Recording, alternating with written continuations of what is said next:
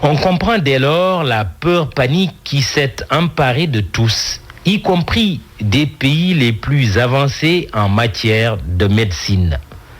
Mais puisque l'humanité, depuis la nuit des temps, s'est toujours créée et ne se crée que des problèmes qu'elle sait résoudre, gageons que l'antidote, voire la potion magique contre le virus corona, sera tôt ou tard découverte. D'ailleurs, certains grands laboratoires s'y sont engagés pour, à brève échéance, mettre à disposition le vaccin salvateur tant attendu. En arrière-plan, une autre lutte commence. Les parts de marché de ce gigantesque chantier financier. Pandémie redoutable et redoutée, le sida n'est-il pas sur le point d'être vaincu, aussi bien du point de vue préventif que sur le plan curatif? On ne meurt plus systématiquement du fameux VIH apparu au début des années 80. Pour l'instant, le coronavirus continue de semer la mort en Chine et les risques d'une propagation mondiale sont à prendre au sérieux. L'Organisation mondiale de la santé, bien dans son rôle, vient d'en décréter urgence internationale. Un des tout derniers bilans fait état de 563 morts et plus de 28 000 cas. Certains esprits mathématiques ou imprudents, c'est selon, diront une goutte d'eau dans la mer en faisant le ratio nombre de décès population. Un tel raisonnement n'est pas totalement incohérent, même s'il faut le prendre avec beaucoup de précaution. En plus, un mort est toujours un mort et une seule mort est déjà de trop. Comparé à la Chine, le Sénégal est un petit pays, mais il suit la situation avec une certaine préoccupation.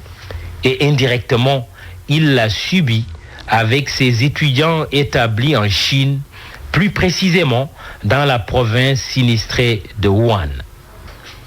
L'opinion s'émeut des déclarations du président de la République sur la question du rapatriement ou non de la douzaine d'étudiants partis loin du Sénégal pour aller apprendre en Chine.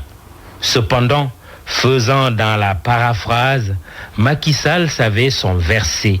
Simplement, sa langue lui avait fourché. Apparemment, le chef de l'État n'a pas pris la pleine mesure de la situation angoissante de nos compatriotes vivant à Wuhan. Erreur d'appréciation liée manifestement à un juge. Le président Sall a jugé utile de mettre en avant la question des moyens qui feraient défaut à l'État sénégalais pour justifier l'impossibilité d'un rapatriement tout aussi risqué. Il appartenait dès lors aux autorités compétentes, notamment le ministre de la Santé et le secrétaire d'État aux Sénégalais de l'extérieur, d'aller au charbon.